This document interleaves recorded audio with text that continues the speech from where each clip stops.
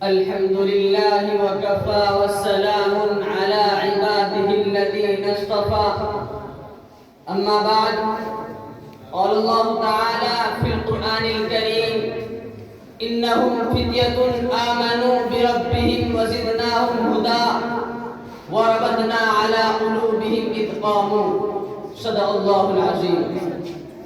حکمین صاحبین اور آج کے اس مسابقۃ القرآن الکریم والعلوم الدراسیہ میں تشریف فرما مصاحبین کرام اور مہمانان عزام، میں چاہتا ہوں کہ کچھ اپنے نوجوان ساتھیوں کے خون کو گرماؤں، ان کے جوش و ولولے کو مہمیز لگاؤں اور انہیں اس وقت کے پرخطر حالات سے آگاہ کر کے اپنا فریضہ ادا کرنے کی کوشش کروں، جن کے بارے میں اقبال مرحوم نے ایک حقیقت اور اپنے درد و کرب کا اظہار اس پیغام کے ساتھ کیا تھا. تیرے صوفے ہیں افرنگی، تیرے قالی ہیں ایرانی، تیرے صوفے ہیں افرنگی، تیرے قالی ہیں ایرانی، لہو مجھ کو رلاتی ہے جوانوں کی تناسانی. عمارت کیا شکو ہے خسروی بھی ہو تو کیا حاصل، عمارت کیا شکو ہے خسروی بھی ہو تو کیا حاصل، نہ زور حیدری تجھ میں نہ استغنائے سلمانی. نہ ڈھونڈ اس چیز کو تہذیب حاضر کی تجلی میں، نہ ڈھونڈ اس چیز کو تہذیب حاضر کی تجلی میں کہ پایا میں نے استغنا میں معراج مسلمانی. عقابی روح جب بیدار ہوتی ہے جوانوں میں، عقابی روح جب بیدار ہوتی ہے جوانوں میں، نظر آتی ہے ان کو اپنی منزل آسمانوں میں. نہیں تیرا نشے من قصر سلطانی کے گنبد پر، نہیں تیرا نشے من قصر سلطانی کے گنبد پر، تو شاہی ہے بسیرا کر پہاڑوں کی چٹانوں میں. حضرات، یہ حقیقت ایک ناقابل تردید حقیقت ہے کہ آج حالات اتنے پرخطر ہیں کہ کبھی تاریخ میں اس قسم کے حالات سننے میں نہیں آئے.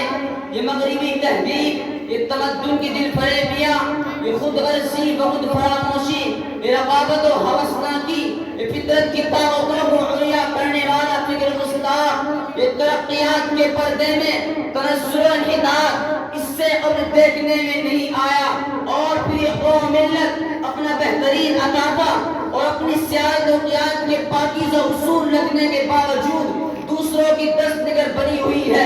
اس امت کے افراد اپنی تہذیب، اپنے کلچر و ثقافت سے آشنا ہی نہیں. دوستو، خاص طور پر امت مسلمہ کا وہ نوجوان جو ستاروں پر کمند ڈال دیا کرتا تھا، جو پہاڑوں کو سیر کر لیا کرتا تھا، جس کے آگے بڑی بڑی طاقتوں کی چبی خم ہو جایا کرتی تھی، جو دریاؤں سمندروں میں اپنا راستہ تلاش کر لیتا تھا، جس کے عزم صبر سے چٹانیں چور ہو جایا کرتی تھی، جن میں مریم کی صرفت، سلیمان جیسی دانائی اور ایوب جیسا صبر تھا، جو صرف اور صرف خدا کے سامنے جھک سکتا تھا.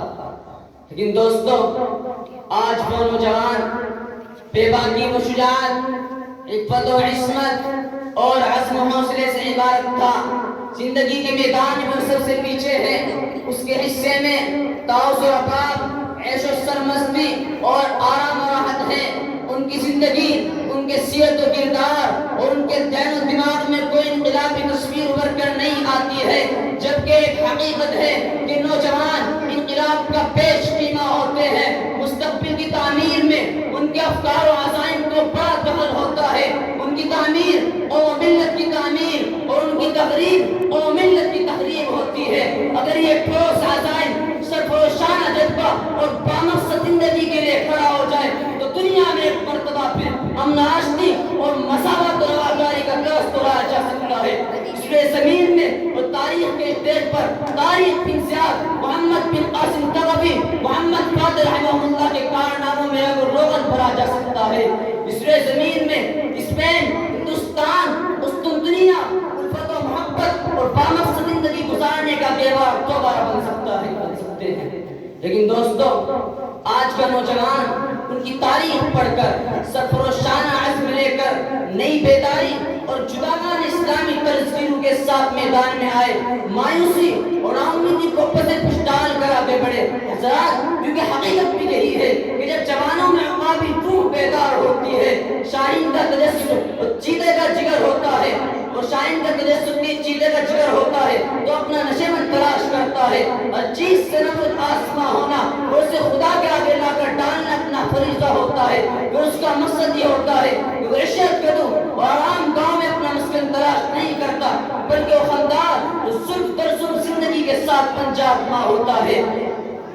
کاش آج کا نوجوان اٹھے، میدان عمل میں آئے، نئے عزم ولولے لے کر اس کارگہ حیات کا مقابلہ کرے اور اس کے ذہن میں تصور بھی ہو، نہیں تیرا نشیمن قصر سلطانی کے گنبد پر، نہیں تیرا نشیمن قصر سلطانی کے گنبد پر، تو شاہی ہے بسیرا کر پہاڑوں کی چٹانوں میں، اور پھر خواب شرمندہ تعبیر ہو، شب گریزہ ہوگی آخر جلوہ خورشید سے، شب گریزہ ہوگی آخر جلوہ خورشید سے، یہ چمن معمور ہوگا نغمہ توحید سے، وما علینا الا البلاغ۔